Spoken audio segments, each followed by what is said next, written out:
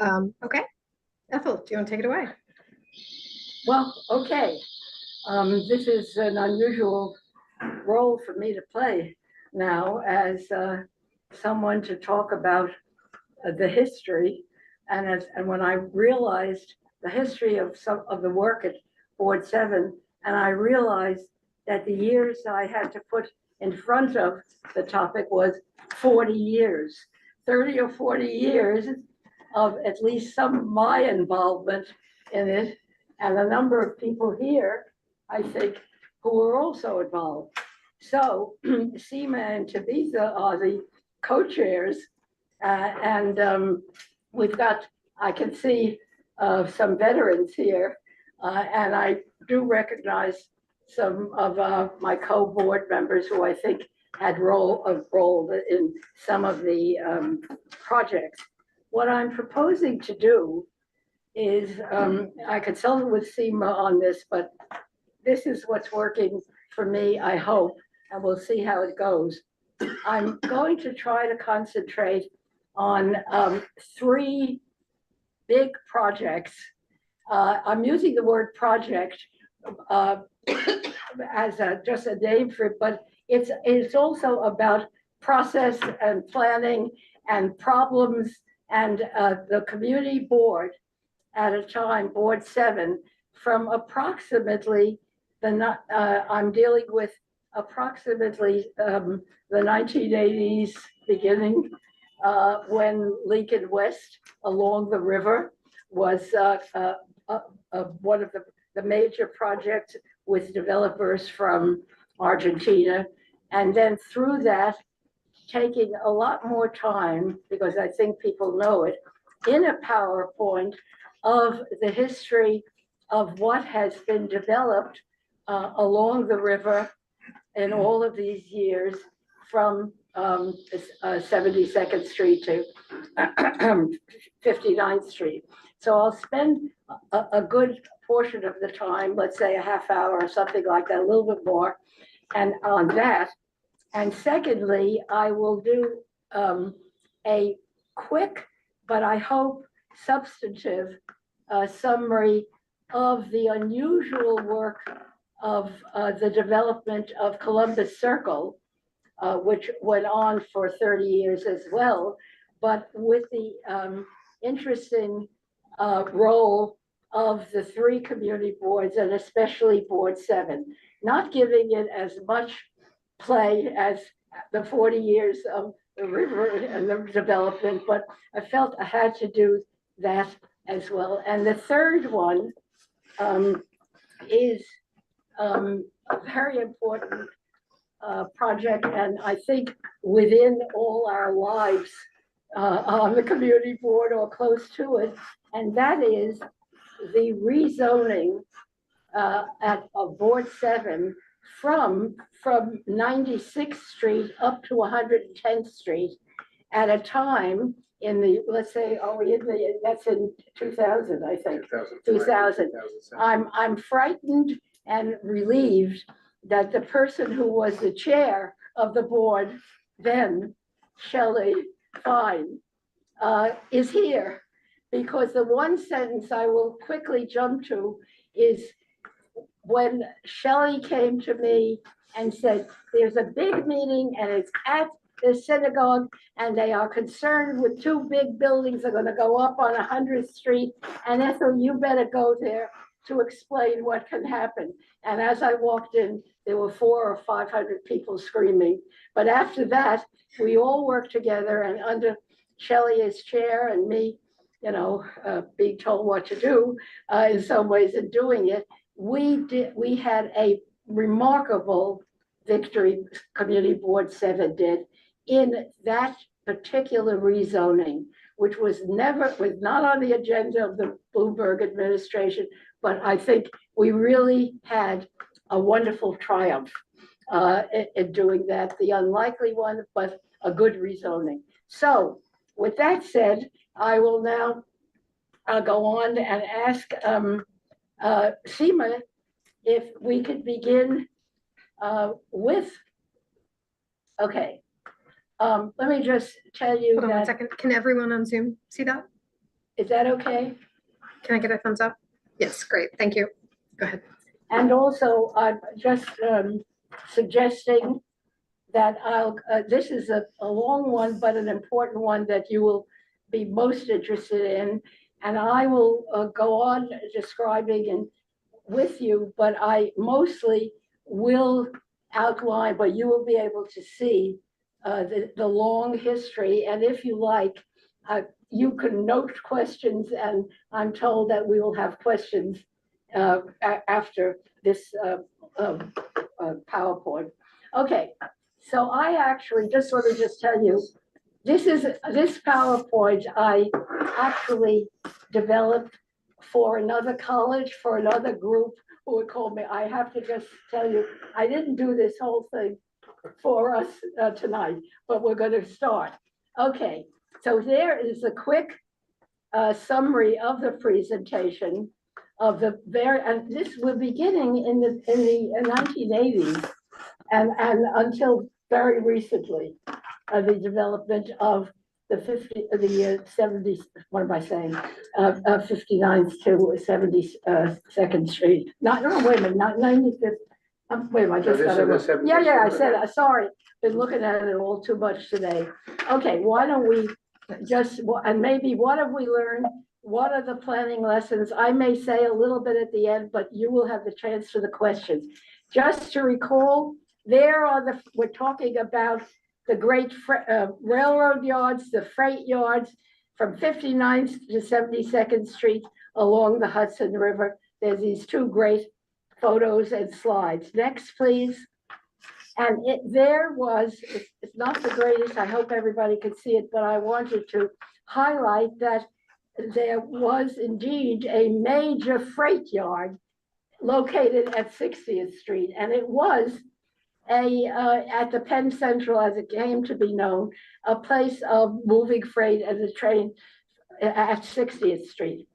Okay, please. Those of you who are here and who also are the preservation people and the parks people, I decided to show you this because it's still there. Namely, the gantry, the railroad gantry from when it was a whole railroad. And I think that the Parks Department is still continuing to make it into some park-like wonderful amenity. I guess, that the gantry has been there all these years. Next, please. I'm going to go through this because I'm going to take a little more time, but I felt you got to get the remarkable one development after another, which doesn't work. One, we have 1964. As early as that, I was not there. I think I was giving birth. Yeah, that was called Litho City. You get that a development over the rail yards, which were then in use, and to build above. The Robert Moses, a various move the highway and include housing. Housing became a real possibility that we should use this land because it's changing. The Trump organization, and it was Grusin, and may I please remind, and please forgive me, but Grusin's partner was a former member of our community board, namely, let's remember the name of our architect. Peter Sampson. Yes, and it's Grusin and Sampson. And he was involved with that too, that I remembered in those years. Again, you see Grusin and partners developing housing. Then we come to, which I'll spend more time on because that's when the community board gets involved, and I do, and that is Lincoln West. And it was, and I'm just mentioning there, it changes. Raphael Vignoli who has only just died, and was, in my view, one of the great architects working in this city and elsewhere, though maybe at the time, many of us were mad at him of why do you have to do this, but he was extremely interesting and wonderful then. Okay, Television City, which was, guess what? Donald Trump's idea. and also some thoughts about making it into Television City. But the last, look, we go to 1990, and it was Trump with this whole description. All of these don't happen, okay? So please go next. Now we move now, I'm sorry. When did Trump get control of? I'm going right after, Okay. like, I'm starting with, because I'm taking this because the Community Board 7 is there now with the Lincoln West. So that's why I just want to show you quickly so much that happened before. So I will repeat quickly. An Argentinian group with the investor well known in New York City, Abe Hirschfeld, had been given an option by Penn Central. You can read the proposal was for housing, 8 towers, a lot of different smaller buildings, a hotel, and commercial and office space. We're talking now that I always called it the Argentinians, their proposal, and it's all going south from 72nd Street south. Then the Board of Estimate approves the rezoning of the site from manufacturing to residential commercial in 1982. There's what's approved. Can I stop for a second? There's a bunch of, if I may say, older people here, but there's a lot of others. And guess what? What's the Board of Estimate? Oh. What was the Board of Estimate? Quick. It was a group of people representing each borough. Instead of the borough president, it was a small group of people who actually had power. Yes, but who were they? It's 7 people. It's The mayor 5. controlled it, and each of the 5 borough presidents. Exactly. And then 3, the controller. The city council president. Exactly. And they had Enormous amount power. of power. And they had the major power. Yeah. Though the city council was represented, but they were, I quickly say to you to anticipate, and I know you would, that much later, the Board of Estimate is, as an entity, is challenged by the Civil Liberties Union and is declared unconstitutional. So the Board of Estimate is no longer there, we know, but it's very much part of the first battles over what's going to happen at this great big site, you see, which is now the Penn Central doesn't want it anymore. And so this is what the Board of Estimate approves the rezoning of the site from manufacturing. You could read that. And I'm then going to take another moment to give a little more on this, because Community Board 7 engages legal and technical consultants. And I'll get to that in a moment, because I'm going to come back to what Community Board.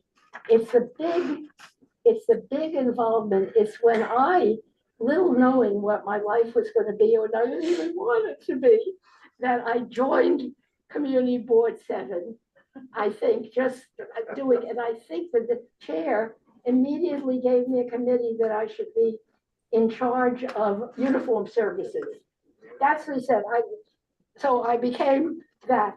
Somehow I can no longer remember, but became, I don't know if I was board chair then or whatever, but I was then to head. Not too much later. Not so much later, to head the whole renewing of this wild event here that was, and I'm going to stop in a minute or two to give you some details of that, because it was a very new and important change for the community board.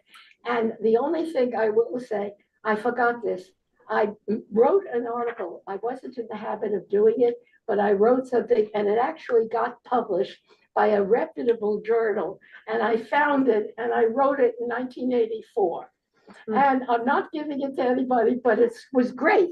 And I'm only going to tell you of what of what I thought were the lessons to be learned for a community board in the mess that occurred over that. Okay, next, please.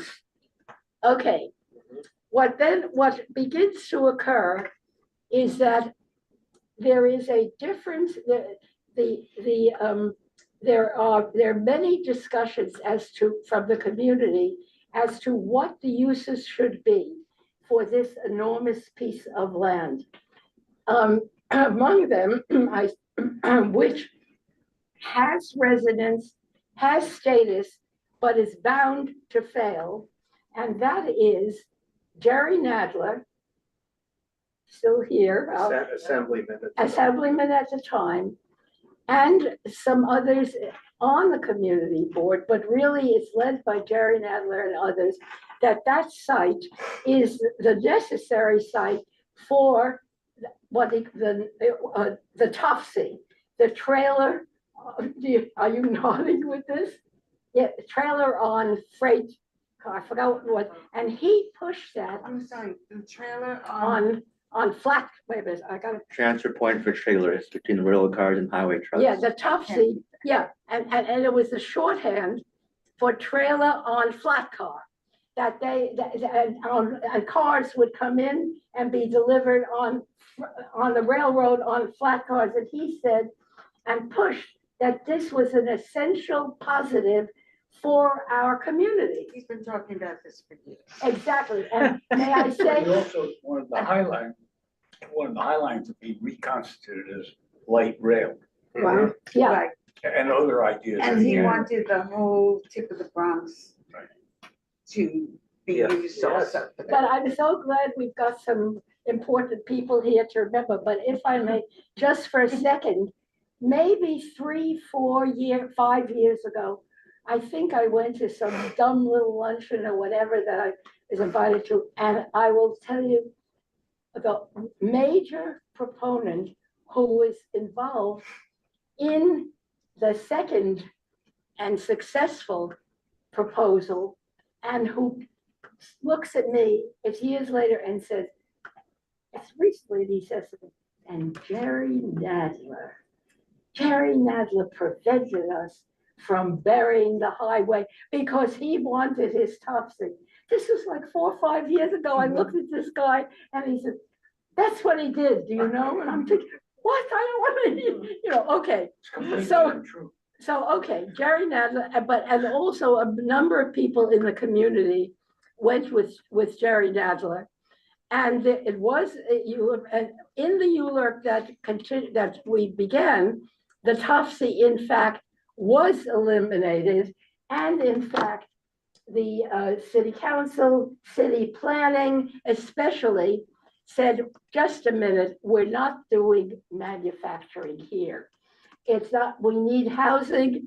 Let's get to the modern world. And yes, we could do a lot of different kinds of housing. Forget the manufacturing. Many people on the community board backed Jerry Nadler. I also remember Lincoln Towers saying, we need housing, but no, we need Topsy. Ask Roberta, she still says it. Okay, okay, wait, just one more point. Okay, so the community group, there are suits, and what the community board was able to do at the beginning of this is that the group, the so-called Argentinians, who were a reputable development group who had a major plan, which I'll get into in a minute, and to build a project, as I said, with a hotel and different kinds of housing and so on. And manufacturing was not the way to go. The community board continued to be trying to represent several different items. One was that the community board pushed for housing, and for housing that was affordable. There was certain, and I have some of the numbers there, and also for a park, and attempted to work with the Department of City Planning. I have no memory now how this happened, but I, along with several members of the community board, somehow were the ones to begin to do some of this. What we also did is that we got some money legitimately, and at the first time we didn't, but believe it or not, I don't know, I think I may have, but others did, we were able to hire Michael Kortla, even then, early, one of the finest planners who's still around, and he worked with us to create an MOU, which had never been done before, to try to develop a plan for a park, for housing, and so on. We tried that, we all did. We had some success. We went on and on with long-range planning ideas, and we called it, and it's still, everybody, Max, it's gotta be in the files, the extraordinary name, which I remember for years, West Side Futures. He called that, I mean, it was the biggest education for me, I gotta tell you, but it was for all of us. And Michael was helping us along the way. I'm giving you the bad stuff first, but I'm gonna show you some more details as we go on, why it didn't happen. But guess what, everyone? Okay, Donald Trump always was interested in this part of the world, but he always had in his publicity, I'm going to build the world's tallest building. It's true. Notice, please, Television City called it Trump City, 1885 ago. So he gains ownership of the rail site in 1985. That tower was 150 I'm sorry? stories. Yeah, that's right. Okay, just 150 stories about it. yeah. Then Alex Cooper is the designer in one and puts in apartments, a shopping mall, but it doesn't work also. The community is very angry about it. The community board is angry, though the community board often was not in sync with the civic groups that I'm going to get to in a moment, who make their own plan, which eventually wins the day with Trump. But okay, so I'm saying this quickly. There's a picture of the young Donald, and you've got that sentence to restructure the financing, and hey, we got to do something else. Next, please. Okay. A couple of these photos I got from New York Magazine, but the rest I got, and what it was, I'm using this and these words in this first sentence. It sounds really a tough word, but that's what happened. Trump City was stopped. By the way, it was Mayor Koch said, it was well known that Koch disliked Trump, happened to really against him.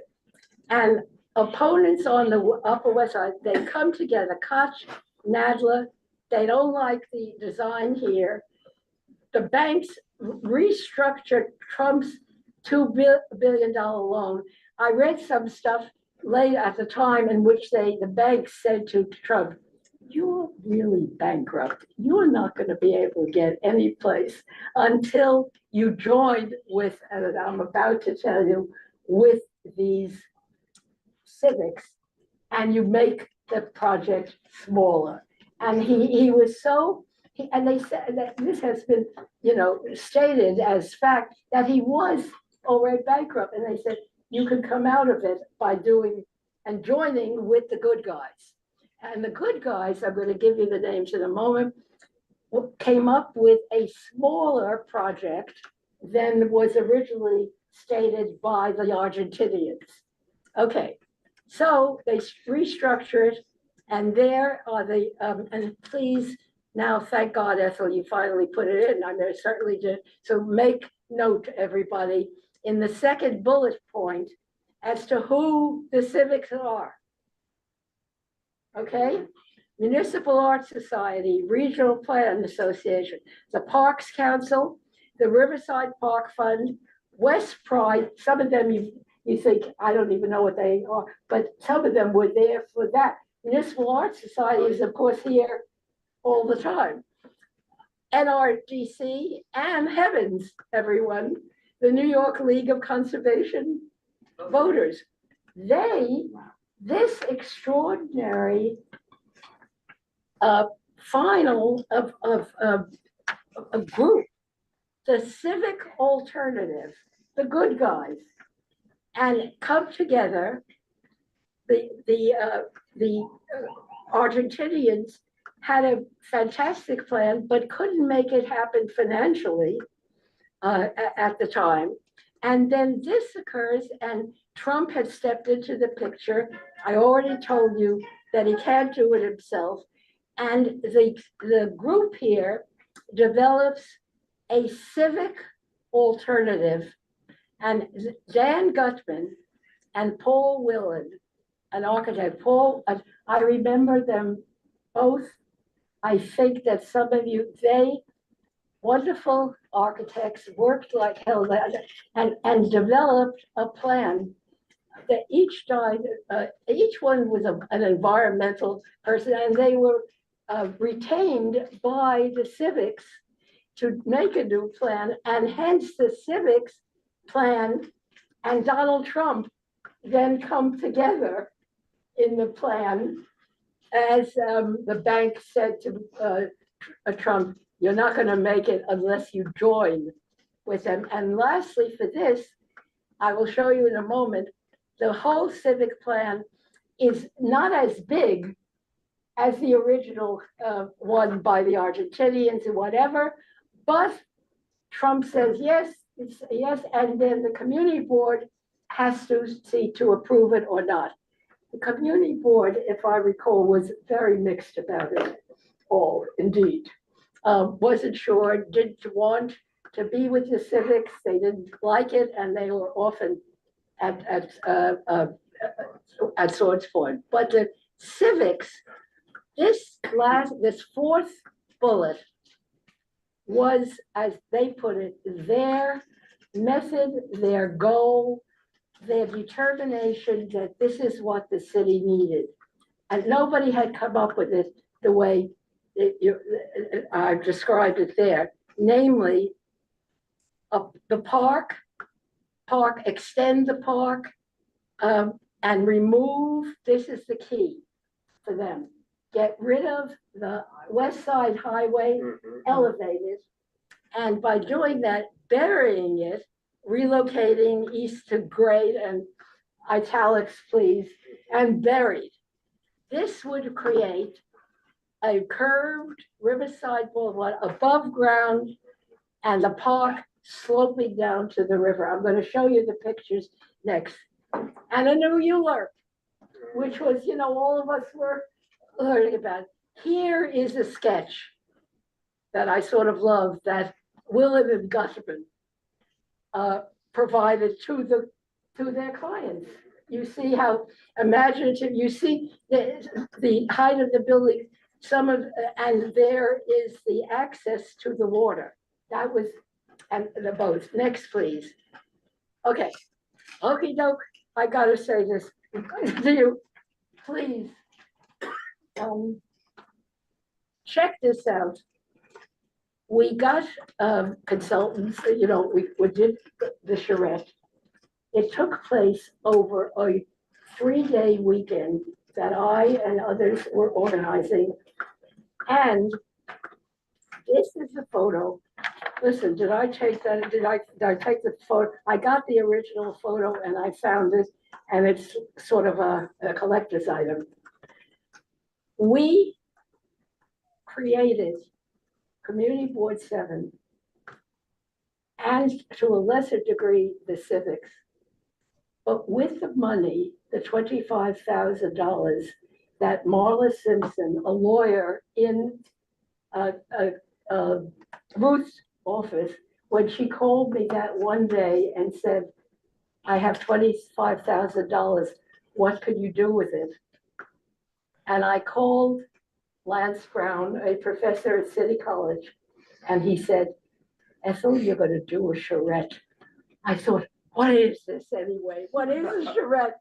And of course, the architects know, but the charrette, a French word coming from wheeling the wheelbarrow, but what it really means is a plan and bringing everybody together from the community, from everyone. This was at John Jay, the day that this happened. I had I got John Jay. We were going to have it for 3 days. We were arranging for hearings from the community and also for all of the planners and architects to come from all around the country, because I was advised, don't use any developers from New York because they'll all want to make money from Trump. And he just said to me, pay for others outside of New York and that they're planners coming without a tie to Trump. So I said, okie dokie, and I managed to do that, get hotels, paid for, for them to come. And we all were there. Here is the reason I'm showing you this photo is because someone I gotta say one sentence before. I'm getting set to go on Friday for the 3-day weekend. Inwardly, we've been working so hard and I'm in a state of, it's all gonna work. It's impossible. When my phone rings in the morning as I'm leaving, it's Donald Trump. He says to me, what do you think you're doing? And I'm saying, what? Who? What is this? And he says, it's my property, mine, and you don't have me there. You dare do this without me? And he just slammed into me, and I answered, wherever you go, you make a disturbance. So that's why I don't want you there. I go to the place. Somebody takes this great photo, everybody. It's a guess, given that I'm, one is so old and whatever. But where is Ethel Sheffer? Who is Ethel Sheffer in that one? Standing next to Donald Trump with nice long hair and a good linen suit. And he's looking, and he is behaving himself. And some of the people standing around, Ruth is there. Mm-hmm. But some of the others are some of the planners in the background who are listening to all of this. And that photo happened. I never knew of it until somehow it was sent or somebody took it, and I gave it to one of the museums because they only take original. And the librarian said, I see there's a little punched hole in the top of this photograph. Did you put it on a bulletin board once in your life? I said, yeah, maybe I did. And they said to me, we take only originals. Would you give us the original? And I said, okay, I will tell you now. A few months ago, I ran out to the print store on Broadway and 95th, and I said, would you make 3 copies of it? I'll take the 3 copies and I'll give them. That's what it is, this great photo, but it's worth reading. I'm sure the board has this, the complete study, the work that went into it, the 3 days of this wonderful work. Next, please. Here we go. This is the last, quickly. That's what the yield of the charrette. Parking's need for a public school, map streets, and notice 20% affordable housing. You see it all there. I'll let you, I'll come back to it. And then, a warning that the highway gets, it was basic to their whole plan. So, okay, City Council approves what you could see here, and we can come back. I won't take the time because I'll go to go on. Also, wait a minute, just 1 second. There was also space to be set aside for a public school. If those of you on the board in the last years, when the most recent the southern development. You remember a public school never happened for a long time, but then it did, and there is a public school late. That's why this is 40 years, if you believe it's for everything. But there is a public school there now, which is a good one, you know? Ethel. Yeah. But before we leave the planning process, I Right. just want to tell an anecdote. Sure. The then chair of the board, I don't know who she was, and I went to see Donald Trump. Yes. And Recently, like in the 2000s. no, in connection with this, Oh, okay, yeah. and we asked for money to help us plan. And I think we asked for $50,000. He said, quick, he said, you got it. He said, but one condition, I don't want that woman, Ethel Sheffer, to have anything to do with this project.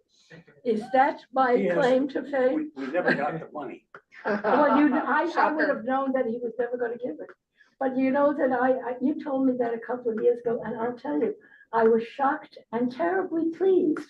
That I mean, I thought I had an impact. It'd be on your gravestone. I thought I had an impact, because I was always there. The Argentinians were, one little thing, in the middle of that whole thing, Raphael Vignoli, who was the architect of the Argentinians, suddenly called me on the phone. I said, what? And he said, I didn't know him. And he said, I don't know you. Ethel, everything is going to fail if you don't come and meet with the Argentinians. I said, I don't go to meetings alone. I said, I don't do that. He said, you have to come because it's not working and we're going to lose the community board and you'll lose everything. This was something. So we then had money. I had gotten money by walking into Bobby Wagner, may he rest in peace, and when I was at City Hall, and I said, the board has to have help.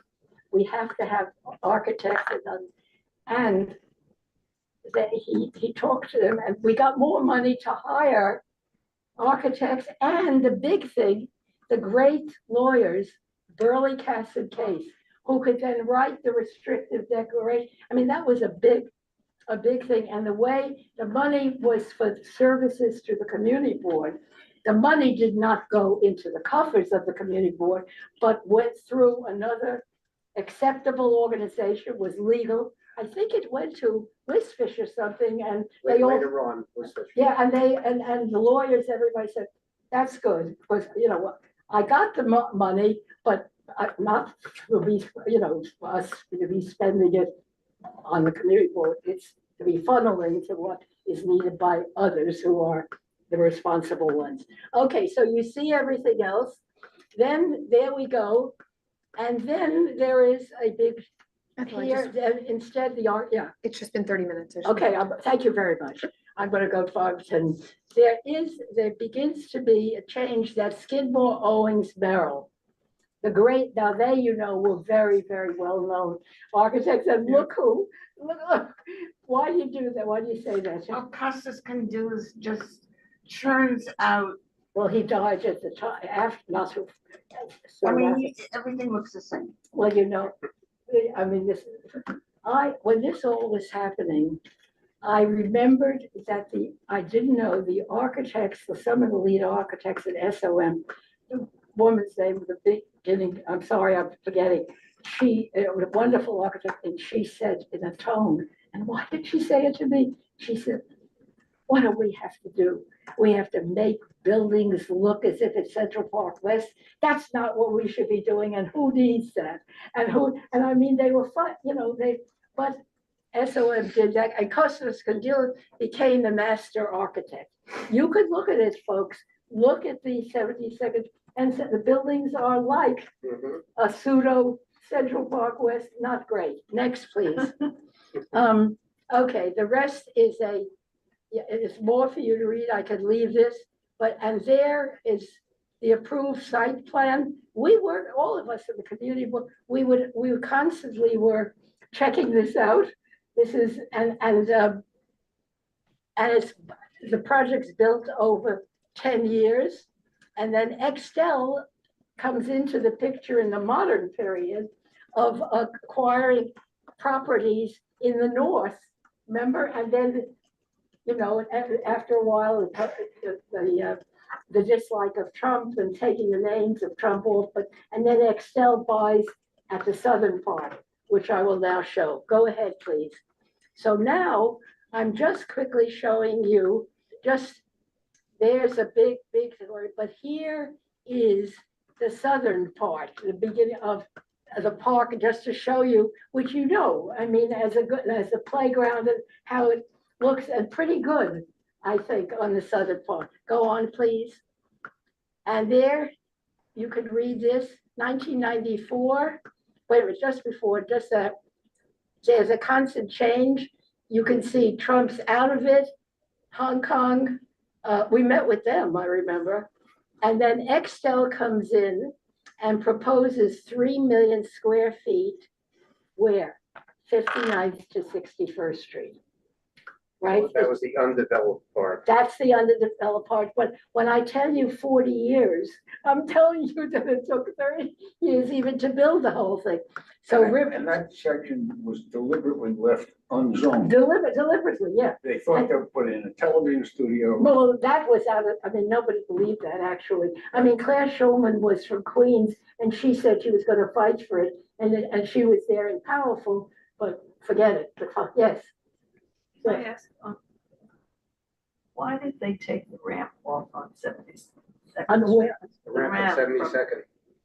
What part of that did it? I'm not sure. I don't know, wait a minute.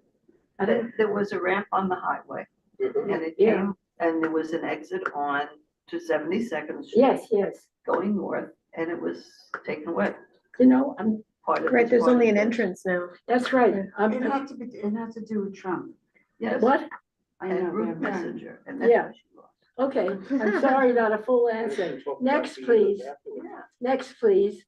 Then more recently, a Neuwelt. Oh, yeah. Now, am I mistaken, because I wanted to give credit, I'm dealing with 2 or 3 other chairs, though I was always, they'd always call and I'd have to, you know, but was this Excel project, because I remember working with Gail a lot, was also with Mel? Mel Wymore. Exactly. Mostly. It was Mel Wymore, a chair here, whom I admired, and sure enough, he again calls on me that I should do the planning and the dealing and all of that. Very fine chair, in my view, of this board, and who later ran for city council. And so this is hard to read, but I'm showing you the comparison of what the Excel plan was, what we worked at for modifications, except, and a lot of pushing the public space.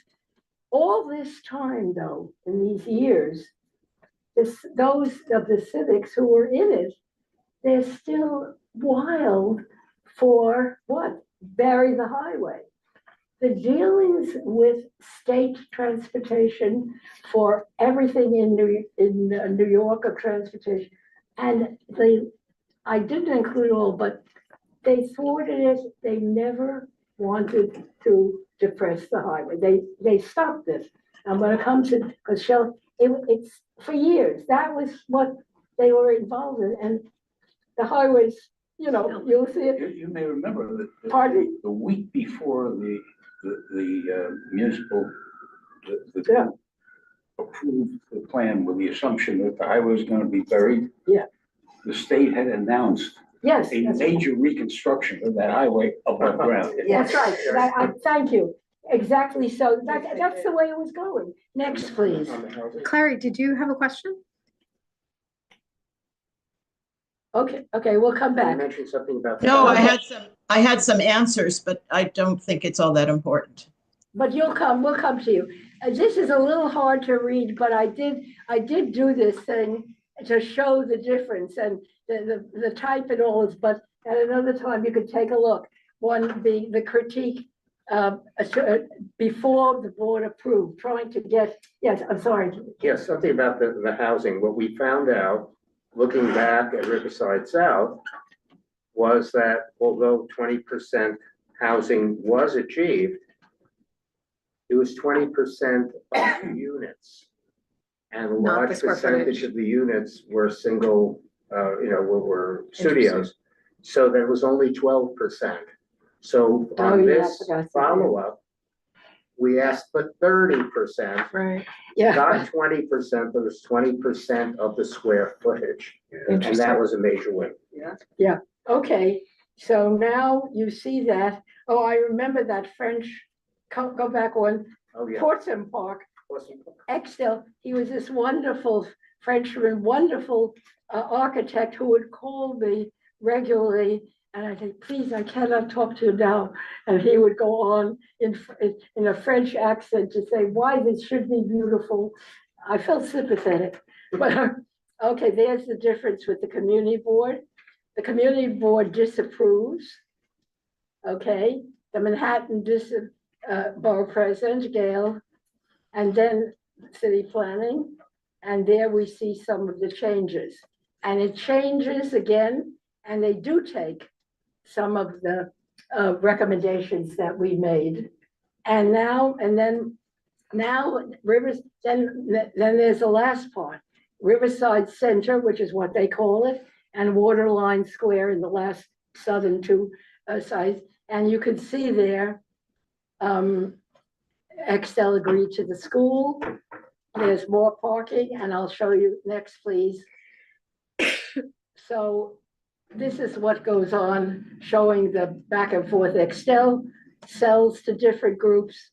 Here's some of the southern portion, and you could see the architectures in a completely different style glass. It doesn't look like, Broadway or whatever. Okay, next, please. And there's some of the park, and I'm sure you know some of this, walking through there, and because this is contemporary, these are current pictures of the southern sites. Okay, here's the school that it was built, so I had to put it in. Yes, please. Okay, we got to do this. This never happens, you know this. So I just wanted to show you, bury the highway, never enforceable. Here you go, Richard. The highway administration approves it, but then there's no federal monies. You get it just kept going and wasn't going to happen. And the state constantly would not allocate the funds to do this wonderful thing. Next, please. You could see it, the tendency. Now I'm showing you next some of the pictures that you know, because you walked there. And I like the pier that goes out into the water. I think that's quite wonderful. Yes, go ahead, please. There's the railroad. I tried to get that. Next, looks pretty good, right? I think that's it. Okay, so this was, I thought about this. This is before I did give a quote of the great Ron Schiffman and from his wife, Elizabeth Davidoff, as planners whom I admired. But please read what Ron said, had accomplished what he did, was part of the civics too. And he said, well, they've accomplished what the city should have done years ago. And he said, plan in the public interest. If only, you betcha. But Linda Davidoff, of course, is not with us now, but I took that sentence of a public world at a time when there isn't a public world, and is one of the developers. And there is, I just kind of tried to put it together, Community Board 7, you get of what we tried to do, not perfectly. Next, I think that's it. So that's the big, spending a lot of time on that. So what I'm told, thank you. So what I'm told is, because I'm following what Seema's keeping me on a good leash here, and also we know how long we could stay, that I'm going to do a shorter, it's all much shorter. I'm going to do 2 more presentations that I felt I wanted to show you. Please, let's get to, But Klari has something she wants oh, to I'm say. sorry, Klari. Klari, did you have something? Well, a couple questions that came up I could answer, but I don't think it's all that important. But just in the most general way, I will say that Ethel gave an excellent presentation, but did not really, and is not in a position to address a lot of the detail about how our community was betrayed regularly for the last 20 years following the restrictive declaration that set out the basic framework for Riverside South. I'm not going to talk about it now. Anybody that wants to know more about it can talk to me. I was for many years the co-chair or chair of our Parks Committee. I'm not that anymore, but I was for a long time and was most directly aware, I think, along with whoever my colleagues were at the time, of the consistent failures of the Parks Department, the developer, et cetera, to honor what was supposed to happen and the betrayal of our community. I mean, I'll just give you one example. We end up with no bathrooms. There were supposed to be 2 comfort stations in Riverside South. Neither was built. But anyway, that's all I want to say now. Anybody that wants to know more about it can talk to me another time. Right, and Klari, thank you, because in this article, I do write at the end, and I will link it with a perspective and amenities or mitigation, and I say what didn't happen and how we learned, and I'll give that to you. May I, Seema, just before, I want to just set, because I'm not spending a lot of time, but before this, there's one other thing about Columbus Circle, just to set it. Okay, I'm just going to show you this, everyone, Wait, hold on. because No, if I did that public, give me one second.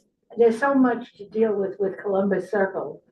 But what I found in the closet there, of God knows what else, I had 4 big cartons, and it turned out that they contained years and years and years of information and the battle over Columbus Circle. And above all, what I want to convey to you, it wasn't just the community board, it was the tri-board task force. On the community side, it was 4, 5, and 7. And among other things, Municipal Art Society was the good guy you may have heard of or read, I know, the great sort of staging theater of big buildings and the shadows over Central Park. Right. And there was a great big, demonstration about that. Kennedy. Well, yeah, why did you take that one thing? Oh, I'm sorry. No, I'm kidding you. No, you know why? I gotta just give you a second and a half. MAS called me and said, you have to be an individual plaintiff on the big lawsuit that we're doing. And I said, I don't live there. I'm not there. I shouldn't be a plaintiff. That's not, I don't live there. They said, no, it doesn't matter. You will be a plaintiff.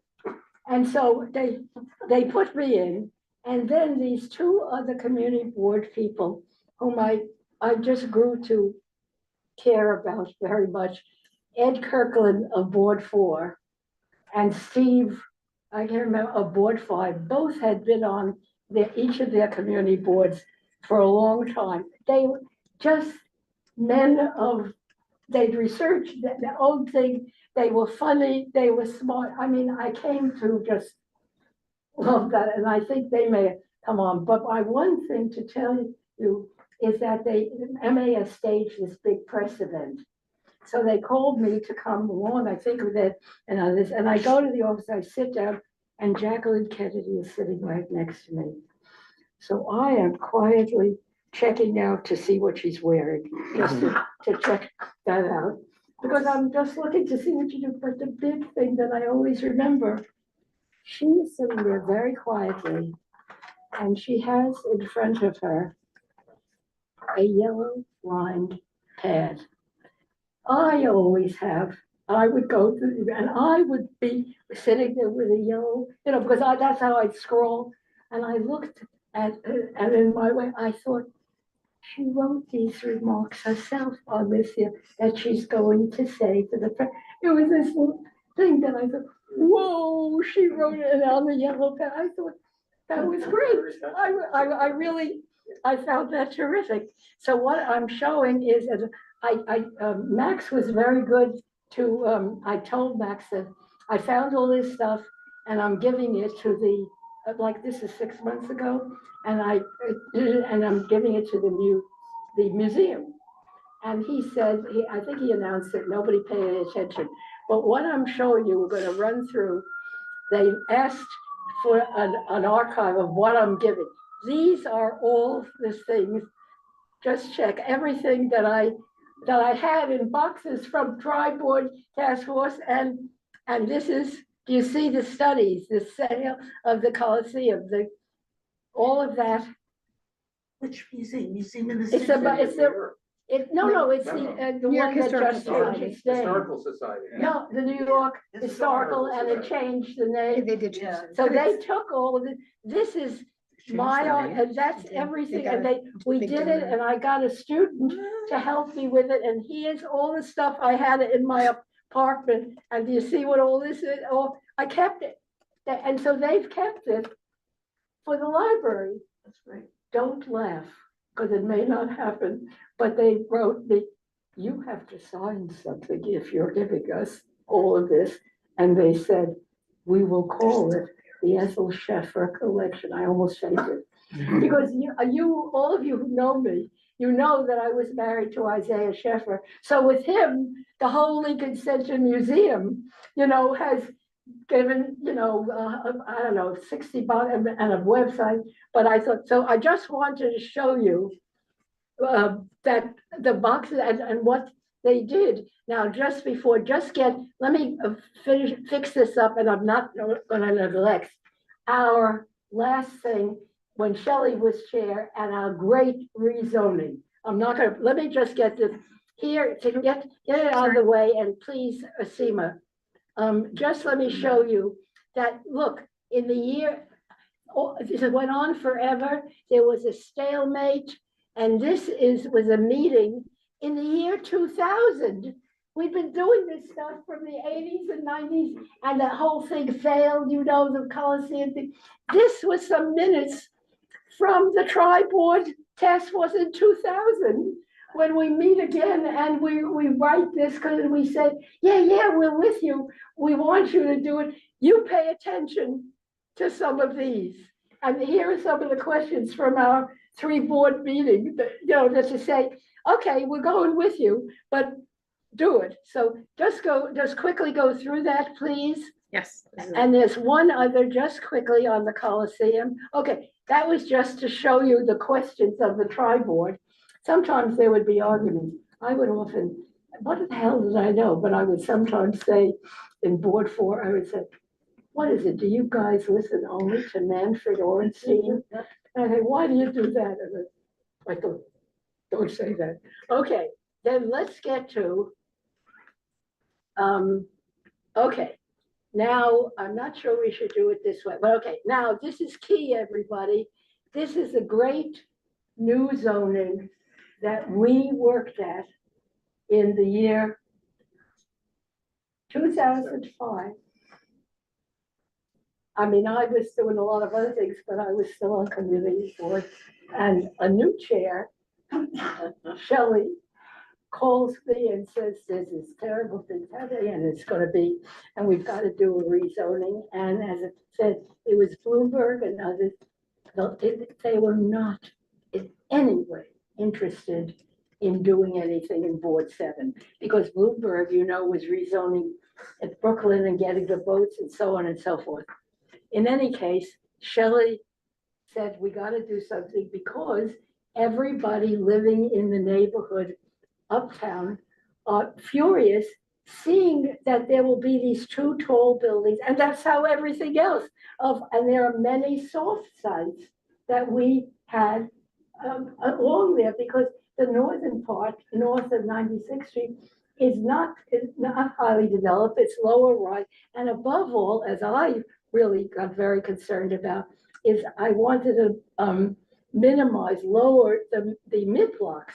So that big, and get a better zoning. And so Shelley was the chair and just said to me, go find a way to do it.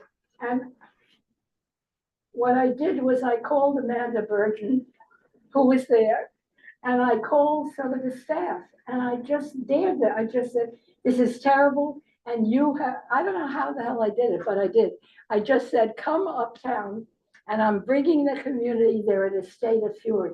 That's when I was the 400 people who terrified me. If there were really 700 people, the police had lines around the block I didn't remember and that. they couldn't they were trying to let more people in and not go over a thing, but the police estimate was 700. Yeah, and he puts me in and I'm there and I'm thinking, what is this? And I say, please stop, don't, I'm trying to say, we'll have a meeting, we'll do this. And I was terrified, there was 700. She had control of the whole thing. And all those people were there because they were worried that Yes. Ariel and Ariel Right, West that would that happen was- all That Exactly. was the way of the future, and That along was the with fu- it, people didn't know how that could happen. Mm. And a lot of smaller buildings were being taken over by the landlords and reconfigured, and they were out of the working class people. And some Being middle class forced out. people are now losing their homes. Right. And the neighborhood was in danger of these large developments happening. Mhm. And Yes. maybe just say one thing about the zoning. What we found out very quickly is that most of the zoning was R8, okay? So that, But that could be big. right, so that next door neighbors, adjoining buildings, could, the air rights could be piled on from building to building to Right. building, as long as there was the same Right. zoning. And the Exactly. whole area was R8. As long as they were on the same zoning lot, tax lot, not the zoning lot, the Right. tax lot. That's not right. So, but I'm sorry, go ahead. No, just that they could be accumulated as one tax lot, but everyone could still maintain their rights to their building on their, 20 by 100 foot Well, when zoning this, lot. after this huge meeting and the community being in such a state around 100th Street and what could happen, I didn't know, but I called the planners at city planning. I called the staff. Who did you speak to? I forgot now, but I did. I called them. What? Shu was the last Yeah, name? Shu was Of the the- ma- But I called them and I said, I just said, this is this is gonna be very bad for the Upper West Side to do it this way. And I said, I'm gonna arrange, you send planners from your staff and you will go up and walk with us as the community, the whole route to take a look at what's there now and what could be.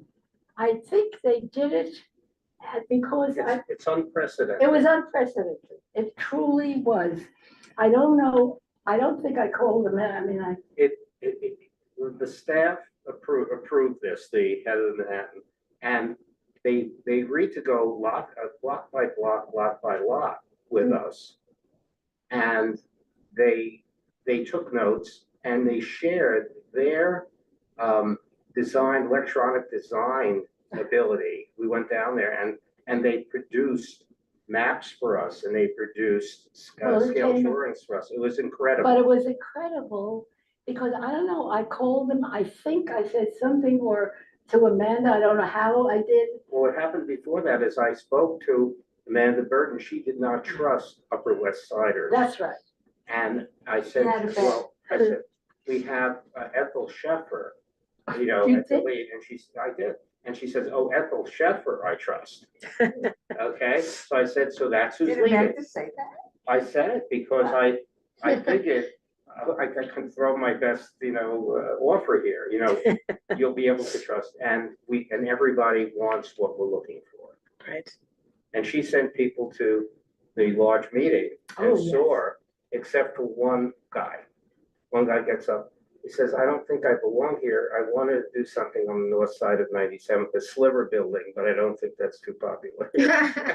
Well, but then when we did do that, I somehow, it's so long ago, and when, you know, I still hold the visuals of walking with the staff that I had called for us, and I'm talking, saying, and they're taking notes. I mean, it was so extraordinary, but it was a damn coup. I have to tell you, it was If I can great. tell you, after this was all over, Amanda Burden produced an article, I think it was in the New York Times, that she initiated the idea of community-based planning. Right. Okay. And she was, Our board introduced community-based planning. yeah, so that I mean, it was a very great group on board 7, and we managed to work with, I don't know, We had the land use committee. yeah, it but was we- great, But we took the best from everywhere to make a task force. yeah. Can I show them something on the map? Yes, where is, please get the map, yeah, Okay. please. Different map? Yeah, because that's map, that's the Yeah. map we got, yeah. That was the final zoning map. Right. And what Ethel was talking about was the mid-block, right? Yeah.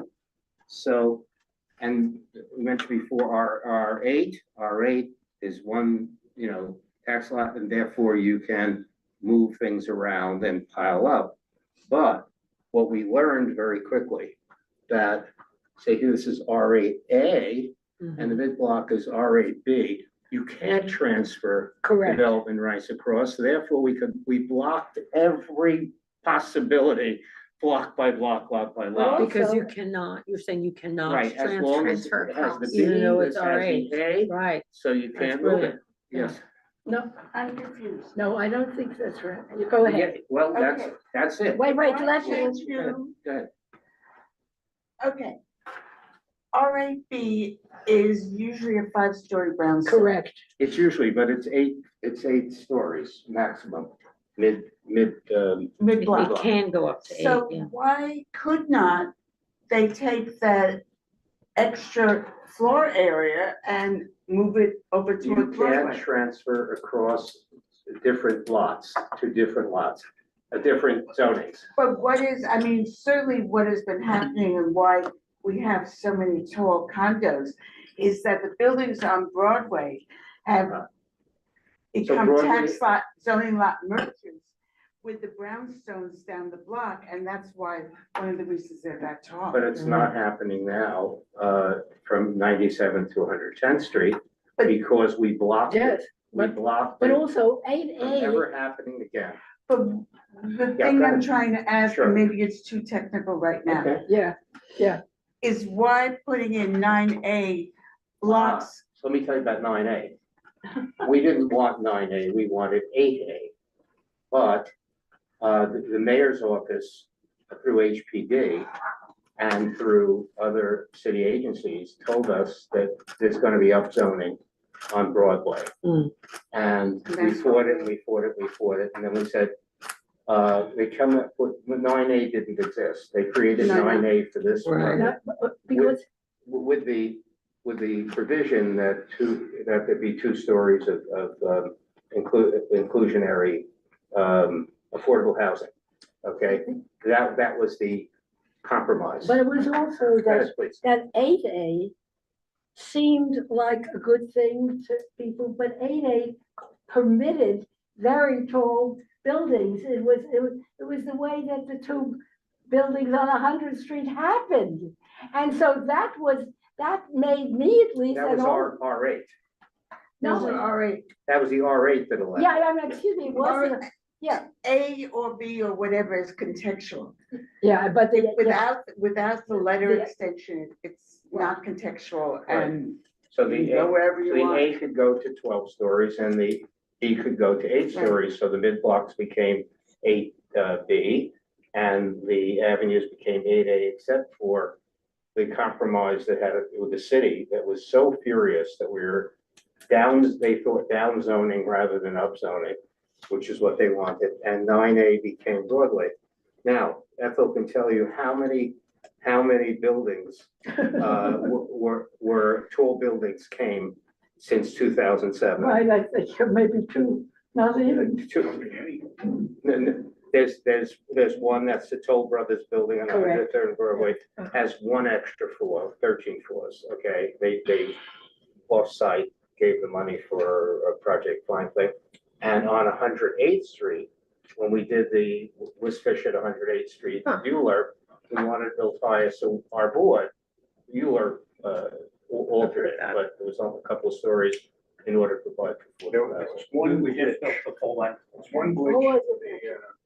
to the approval of this thing. I'm sorry, Many of our meetings about this were held at the Jewish home on 110th Street. And the 106. And everything was spelled out. There was no mystery or anything else. Everything was spelled out. Come to Europe, when the Jewish home wakes up, so we didn't know anything about oh, this. that, oh, God, So they enlist Mark Viverito, the word. who It was this Then council what period? person Yeah. for, and who was going to block the Melissa, whole thing. yeah. Or at least block any rezoning for that hospital. It came down to the day of approval of the city council. And we were still negotiating a deal. on a Sunday. Was she speakers at? It was a Sunday afternoon. I don't remember that. I remember you were in your office. No, I was there. No, Three we of us were, were there. but we were writing, no, we went down into the underneath in City Hall to write different Yeah. things. And so anyhow, we finally worked it out with her, but, and I think the rezoning there probably led to the hospital deciding to move to 97th Street, which never happened. But It was a very complicated thing going But on. also, But- it's an example, I don't say just taking Mark Viverito because there were others also, but she lammed into me, said things, how dare, and I didn't even know her, and said, how dare, and it was that kind of, it was a very nasty. I'm the leader, and who dealt that way? And she let me have it, and after that, we would see each other, and she would always say, boy, are you still around, things like that. What the hell is this? What she made us do, we needed to have a meeting with her to work things out. And she said, it was the three of us. And she said, well, I said, we'll have a meeting at the Red Oak across the street from the Jewish home. We have a room, no problem. She said, no, Way to go to you're her. going to come to El Barrio, okay, in my office. Right, I said, but you don't understand, I have more flexibility, but both Richard and Ethel have work, they're giving up precious time, and they're coming to the west side. And she refused, and she said, she made a whole big deal about it. I said, you don't know who these people are, and I Yeah. told her who these people are. She said, well, I already arranged it. I said, this is one time we will come because we care about you. Okay, there's a lot of tension, but what happened at city planning, this is very important. It was approved by our board unanimously, okay? And 200 people from the community applauded, okay? There was a lot of community support. Went to the borough president, signed off right away. Went to the city planning, and because we had such a close relationship and been walking the streets with them, they were praising us and they voted unanimously despite what was going on. Right. It was going on 5 minutes before they voted. And all people like Charlie Rangel's representative, congressman, Scott Stringer Borough President's representative, and Melissa Viverito's get up. They have a letter that they're opposing the zoning. Okay? right. And we were blindsided. Despite that, the city planning unanimously approved it. He said, let the city council deal with this. And then we had this long run out thing. The funny thing, Mark Viverito couldn't care less about zoning, That's exactly right. but the hospital wanted to rebuild on Right. a large scale. And Mark Viverito's sole claim to fame was that she had worked for the the construction union. Yeah, that's exactly right. And she wanted to save these construction jobs. Right.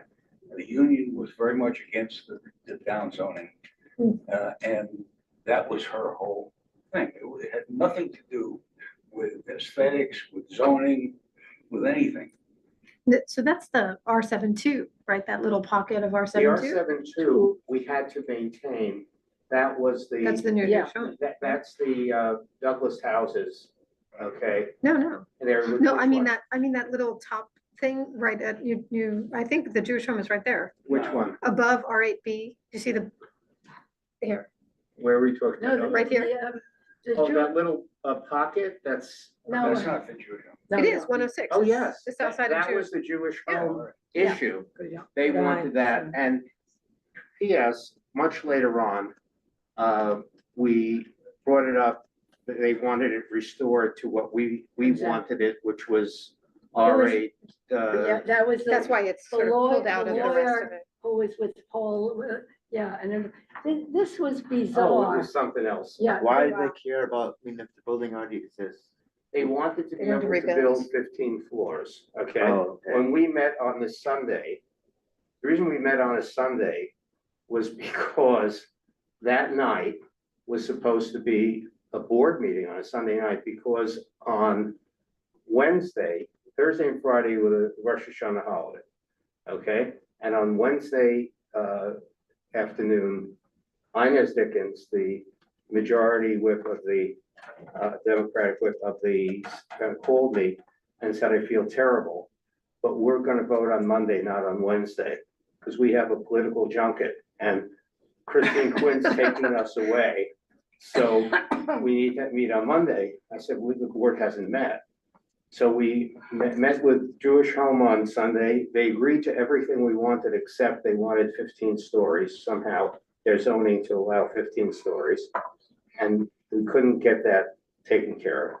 And what happened was, on the way to the meeting, I was hit by a motorcycle, Oh, okay? right, And I had printed out the letters from the Jewish Home for everybody on the board, and they went up in the air, okay? Oh my Crossing- God, this is like a movie. Wow. they said that we Crossing remember with a this. light, it was halfway across West End, there used to be just one line down, and a motorcycle came, threw me up in the air. I thought, I saw white light, and I said, okay, this is it, Wow. the end. I came down on my spine, I didn't know if I could move or anything. And I'm trying to keep myself going, and I'm worried about, my phone's ringing. It's in my pocket. So Mickey Fiegel, Yes, who was a member of West Siders, leader of West Siders for responsible development, that was supporting everything we were doing, pretty much. sort of. Yeah, they wanted, okay, there's always politics. But she was on the board by that time, and she wanted me to pick her up by cab on the way down 3 blocks away. And I didn't show up, and she's calling. She comes uptown. Well, someone took my phone out of my pocket and said, he's lying here in the street. We don't know if he's gonna survive, okay? She comes running. She picks up all the papers and she brings them to me. We only laugh because you're Really? here. And- We know you That's survived. right.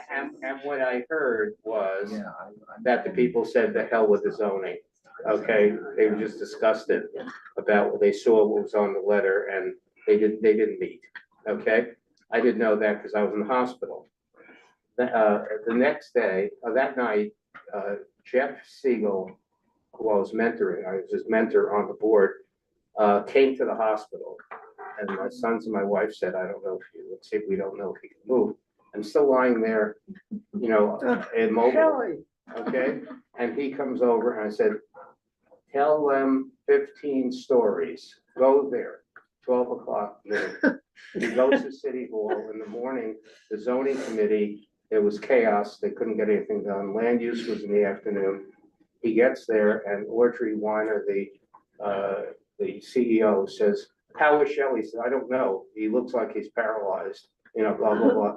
But he's managed to say, tell her, she calls her director of her board of directors, and they agree to 50. They go into to the land use meeting, and in a few minutes, they unanimously voted for the project, which 3 weeks later went to City Hall. Gail Brewer got an amulet to take me to the thing. Sat down, they had me sitting on the floor of the city council. And Inez Dickens, who I hadn't seen to then, who I was very close with, came down and she was holding my hand and she was crying. I said, what's wrong? She said, it's my fault. I said, nothing's your fault. She said, we went on the political junket, and so we had to have the meeting then, and all this happened. I said, no, this happened for another reason. I said, don't tell anybody, this happened, so they had to do the 15 stories, okay? I was the sacrifice. So after that, all these other people came over, they thought they're supposed to kiss my ring or something like that. You know, everyone was getting down and going Oh like my this, God. and they didn't even know me. Melissa Mark-Viverito gets up Ah, and praises me, but says he was so vigilant and so zealous that he got on his motorcycle and he got into an accident going to the meeting. Seriously. That's how much she Extra paid mile. attention. Gail and who else was the other, probably Christine, Inez, you know, talked about reality, okay, and were very, very nice. And then they voted 51-0. wow. You know, and that's how it got passed. I You have to also- you gotta get hit by a motorcycle. Oh. By the way, the motorcycle rider, I found out later, was 76 years Oh, old. wow. How did I know? People ask me who. I said, it's not important. But the commander from the 25th Fort came to my house to deliver the report. I couldn't give a report. The other guy gave a report. The guy was yelling, he damaged my motorcycle. He damaged my Oh my motorcycle. God. Well, that's all I was hearing. It had his name and had his age, his date of birth. So I said, I'm not gonna share this with anybody. I'm not gonna get, no, he made an 86. I know, whatever it was. So what happened? I wouldn't tell. I said, listen, okay, he's an architect. He said, I know who it is. My friend said, no, he worked for me, he did architecture work for me for 10 years. And he knew exactly who it was. And it was a crazy situation. This guy was on his motorcycle, and maybe there was something blocking his view or something. But he wanted to get, you know, he was going with his light, but I was halfway. By the way, when I was hit over here, here's the corner. I ended up here, Oh my gosh. Wow. okay? Cross zoning ones. Exactly. And I'm lying in the street, and fortunately, a man from outside the neighborhood came and blocked the traffic because the light changed, and I would have gone over me. They couldn't see me from where they were. Now, many months later, people were saying, oh, you were probably on the phone, you weren't paying attention. Isn't that wonderful when you're a victim? So what ends up happening? We're sitting at a wedding. My wife and I are sitting at a table with our friends. And my wife says, I think I know that person. And she goes over and she asks who it is. It's a father, it's the father of one of her students. Okay? Okay. So I go over to him and I said, well, nice to meet you, Mr. So-and-so. He's, yes, how are you? He says, how is your husband? He doesn't know me. My wife was called down, so he saw her coming. That's when he left. He had a responsibility. I was the one who blocked the traffic. I brought him over to the table. I said, tell me what you saw. And, okay, he said, well, you were crossing the street. I said, where? On the corner, against the light? No, you had the light. And I kept on asking questions. And when I got hit, I said, was I on my phone or something? No, you're just crossing the street. I got it. You know, imagine they make victims out of victims. It's, you know, and I said, these are my friends. Yeah, but in any case, we got it passed, but it was the largest reason, right? The largest rezoning But ever in also, New York City, please. what Yeah. was remarkable in that world was that when they were doing the vote had coming to the end, Amanda Burden stopped the rest of what was going on and said she wanted to offer a commendation and praise to Board 7 And she said that, and I think she even said to Shelley and Chair to Ethel, and said that when the vote was, I mean, we were just stunned that, and of course, since I had worked up a real dislike of, you should pardon the expression, Mark Viverito, because of the way she behaved, I just thought, did you hear that one? You know, and we behaved very well.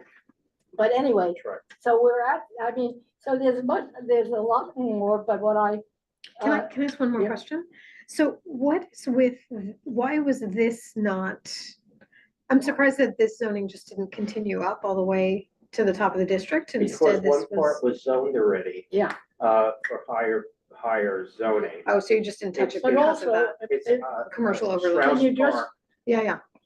you could just switch to the approval, just some of the things that was said of city planning, the text of it. Mhm. Just it's one page, you could see, get out of the, that's the, but then we Sorry, have just the give me a sec. description of one Yeah. page, which is very important.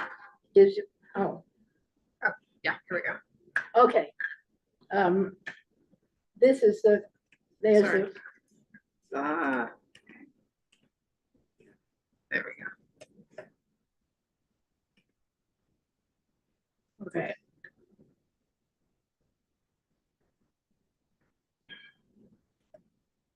Oh, well. There it is, sorry. Oh, there it is, if you can make it, okay, thank you. And you see how in the first paragraph, this is to be noted, the Department of City Planning together with area residents, Community Board 7, and the Upper West Side rezoning task. It was great that they you see, they started it that Yeah, way. Can I just add that, when it said the task force, it was the first time we put people from the community, in addition to our own members, on the task force. Yes, Because they were a yes, strong body, they were opposing the Ariel East and Ariel West and any overdevelopment. So we involved them, we also used them, and that's how we get hundreds of people to come out. it was also that, I know I remember chairing task forces that deliberately included some people who considered themselves developers on it, and we worked at it together, and that was a very important thing, which also, if I may say, there's not time for this, and it's not exactly planning, but in the same period of time, as you know, Board 7, it was found, had an enormous number of SRO units in housing, more than almost any other part of the city, although Long Island was close to it also. But then in other organizing that I did among a number of people in the 90s, we called ourselves Blocks for a Better Broadway, because we would stand on the corner if you were a woman, and then the New Jersey cars would come, and they were looking for Prostitutes. prostitutes. Women of the night. Right, then we had more, one, because my little girl, we were standing on the corner, and they were getting coming out to me at that time, and my Susanna, my girl, said, "Mama, what are they doing there?" I said, "Well, they're talking to the women they want." "Why?" "Well, they want to make love to women, and then they pay." And she then looks, she's there, she looks at me and says, "They paying money to make love to women? That's what's happening?" But the other thing is that we had begun to push the numbers of SROs, the surrounding crime, et cetera, et cetera. But what did happen, I mean, it was in a way an extraordinary thing, in that a group, one woman, a superintendent in a building, another, a lawyer of a major law firm who lived on 97th Street, me and somebody else, and we said, we gotta work together to deal with, first of all, the people all living with no services. They're all packed into SROs. There's money, and there's like 100, there were so many SROs that it was known, and people hated it and wanted to get rid of it, but basically it was also people dumped Right. in this and I began by being an ordinary citizen to say, oh, we gotta get rid of this and so on. And thank God I made the effort as I was walking one day, and I walked into an SRO and then began to talk to the people inside. It's changed me and we then changed, we all changed. But what we did Blocks for a Better Broadway, did a whole thing, and then Jerry Nadler and Carl McCall and Franz Leichter, those people said to me and to a couple of others, can we do some sort of survey of the SROs and the people there and so on? And something I never dreamed of, we did some of it, and then Carl McCall called the Commissioner of Social Services in the state, Department of Social, Barbara Bloom, who was, I think, a very good, and asked, they all did, I didn't know about it until they told me. There's going to be, we got them that agency will do a survey of SROs and with recommendations and taxation and all.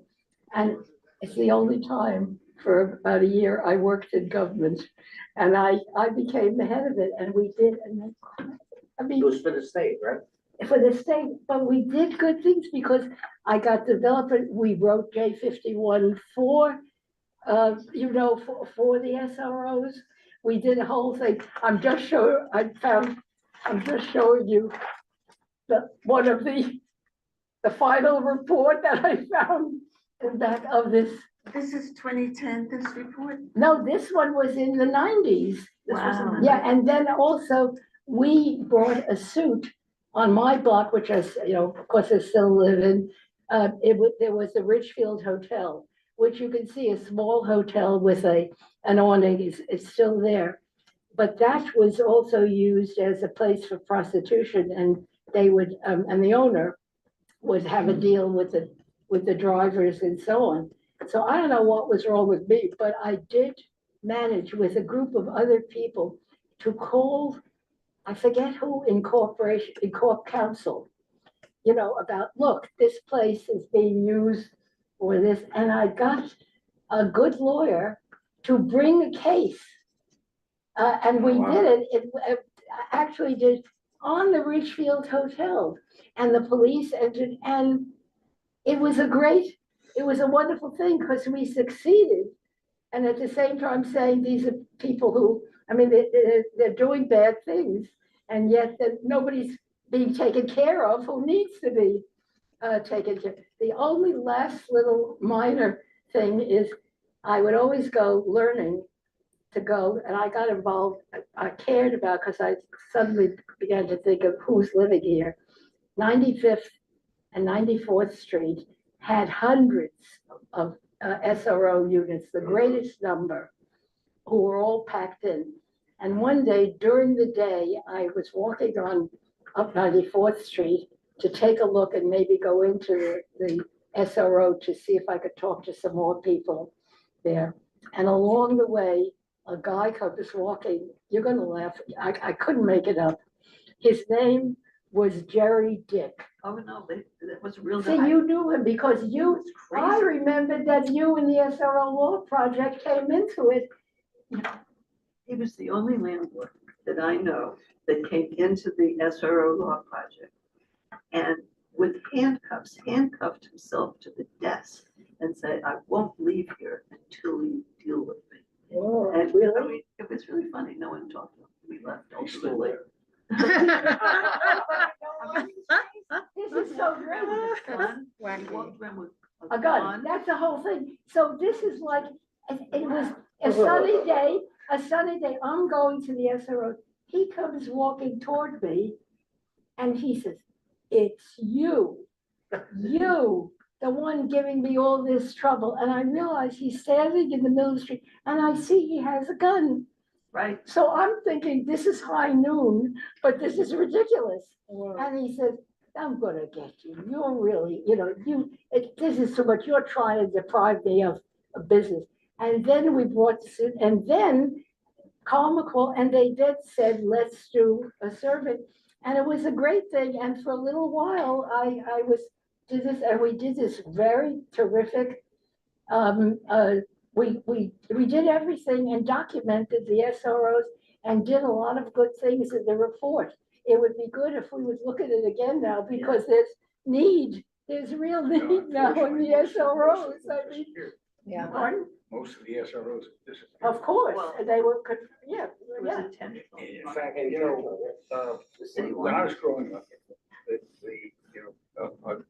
I lived on West End, Heavens. and the side streets were all these, what are now single-family brownstones. But held, dozens of people each. Mhm. Families, many from newly arrived from Puerto Rico, but very densely populated. So when you hear that Port 7 is overpopulated, Yes. it was like 100,000 more people living here when I was growing up than there are now. Yeah.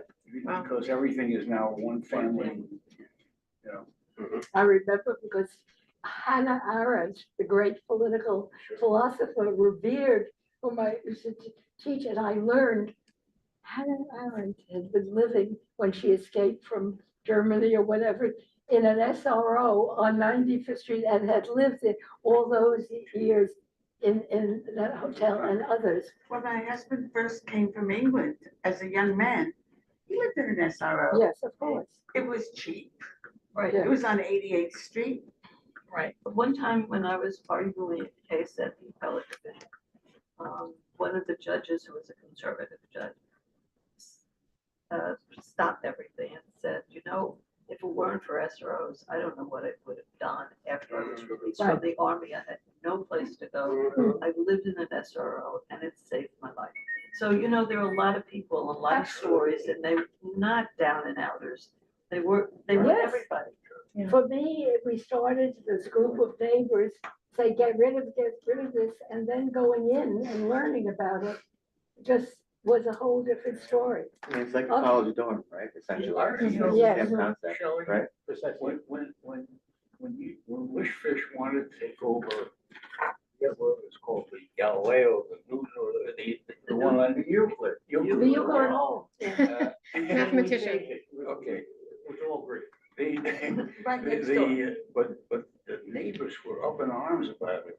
Oh, what they drug were- addicts. Yes. You know what they did? This was 85th Street, this is 86th Street, here's Broadway. And here's the street, here's the street in front of it, and they filled the street. Okay, I think they had a permit, and they were yelling and screaming, there was no one inside. We hadn't rehabilitated it, that we hadn't reconstructed. And I came by and I recognized some of the people. They said, well, you don't live in our neighborhood.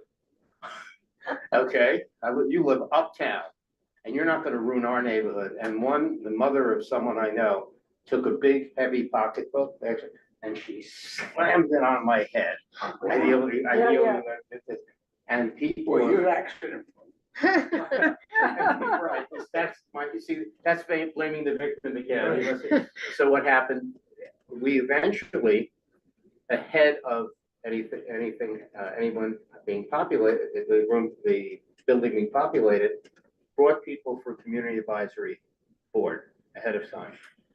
And the problem was, they wanted more people like we didn't want in there. Why? We had certain rules. If you had a substance use problem, it had to be not in the last 5 years. There were certain rules, okay? And the people who came, from their condos, representing their condos in the area, said, well, I have an aunt who had that problem, but she could use this type of thing, but the rules say we can't. Rejected. And they were arguing with us about accepting people who you would think they didn't want there, who had greater problems than people were taking it. After the third session, only one person showed up from the community.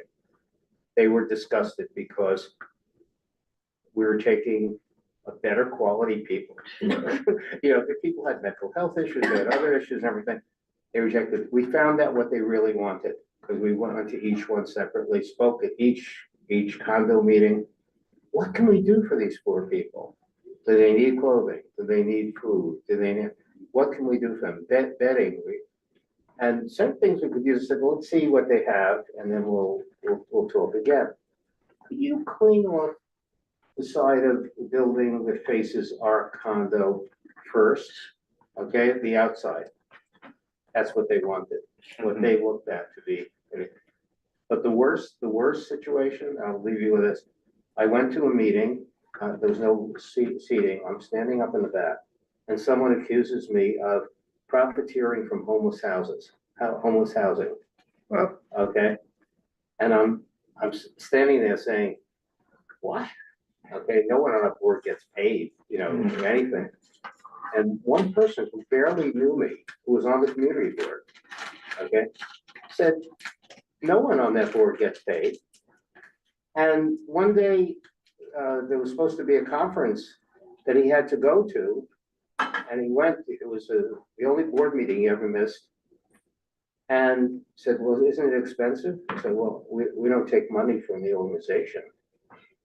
Well, you could. I said, yeah, but then people will say that you're benefiting from, helping people. So that was the first one. The second, later in the meeting, a woman said, my daughter was attacked by someone from that building. And everyone went, I raised my hand. I said, let me introduce myself. I'm the one who doesn't take travel expenses and is not profiteering. Where did the man come from the building? I said, there's no one in that building. Okay, well, the person didn't, but if he hit your daughter, call the police. Yeah. Well, I didn't want the person to get in trouble. I said, person who hit your daughter should get in trouble. And when we populate the building, we're not gonna tolerate people offending anybody either verbally or physically, because we wanna protect our own residents, we wanna protect our staff, and we have all these rules and all these problems. So I said, so what happened? Well, he really didn't touch her, he said something to her and scared her. I said, you know, across the street, there's another hotel. And there've been homeless people sitting in front of there and hanging out there for years. I've never heard anything. We don't have anybody and everybody's complaining. I said, give them a chance.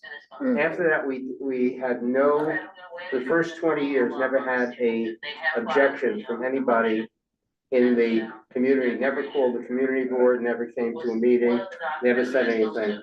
And I don't think we've had any criminal activity. It's amazing Ever. how these things happen. Remember all about the Lucerne? Oh, yeah. Yeah.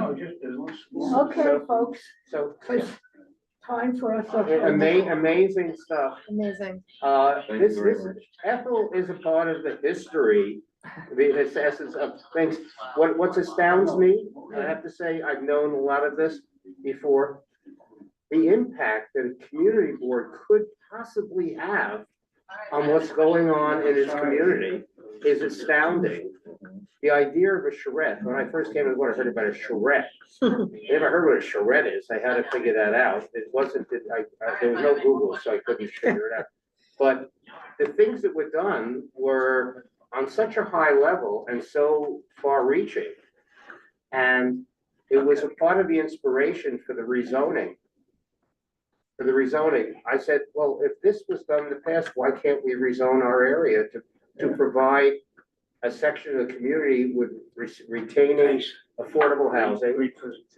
Okay, retaining affordable housing, keeping the economic and ethnic mix of the community, and the built environment, keeping the built environment, acceptable, not overbuilt, and to provide and to limit what could be done. That if zoning, was gonna be used, it would be used for affordable housing. And people said, you're crazy, you're not gonna get this done, not with the Bloomberg administration. And, you know, so my thing was, who's done it who's done these great things before and who has that a broad, experience, knowledge and ability. And so I said, it's gotta be Ethel, number one. And number two, and she agreed, which was amazing. I said, I'll give it a shot because, and she had the relationship with city planning. Okay, they respected her, as a chair, especially the chair. And so where do you get access? Okay, you want to develop it, but we can. It shows what we can do if we set our minds that there's something we need to get done, and we do it methodically, and we, you know, use the experience. Yeah, I just want to say last that we don't have the same development pressures in Board 7 as in a lot of what we were talking about. But there are ways in which we could engage, and you should pardon the expression, some study and some planning. When I Specifically, sit the there, ABC site. pardon? Specifically, I would think the ABC site is the Well, last yes, but large site. I around. couldn't agree more, and I know about that, but evidently it doesn't get out to our board. We aren't discussing it. It's very much, I don't understand that. We really should have appropriately a planning and working ability as the community board to know, okay, what's going on, what's happening, and then now we got suddenly this whole, you know, getting to yes, all this great, big, wonderful stuff that's just been passed. I mean, the implications here are not exactly the same as elsewhere, and we got to look at that. I think what they have done or not done in relation to, let's say, the Lincoln Square Special District. I mean, there's still a lot of not wonderful things can happen there, and Mr.